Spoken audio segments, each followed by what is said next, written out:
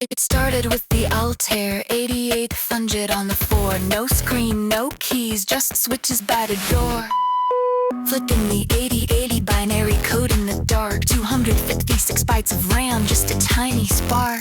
Then came the Apple I, hand-built in a garage stall. Before the Apple II, brought the color to the wall. With BASIC and a disk to drive, the personal computer finally came alive. Then the Commodore 64, the breadbox of the age. The SID chip singer on every digital page. 64K of memory load, 881 was the key. While the Atari 800 brought the arcade to the TV. The TRS-80, they called it Trash 80 with a grin. But the Z80 processor let the office work begin.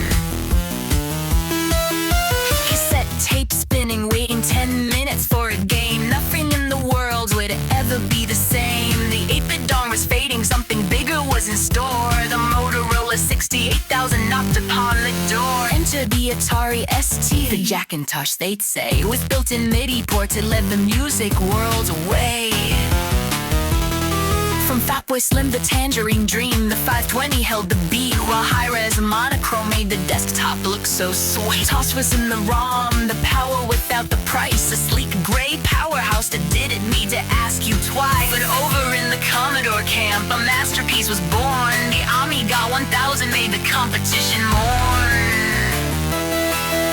With Agnes, Denise, and Paula, custom chips of gold, doing things in hardware that the world had never been told. 4,096 colors and hammered on the screen. 4-channel sampled sound, the slickest thing we'd seen. The A500 brought it home, the king of gaming's throne. A multitasking OS that stood entirely alone. The Mesa was a beauty, but the price was way too high. A mouse at a window looking at the sky. Then 84 arrived and the Macintosh was born. A 9-inch screen, a beige box in the morn.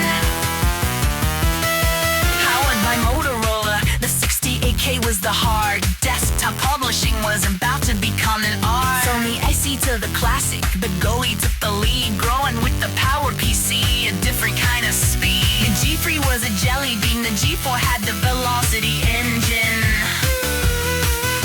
The G5 was a tower, a massive heat-seek mansion.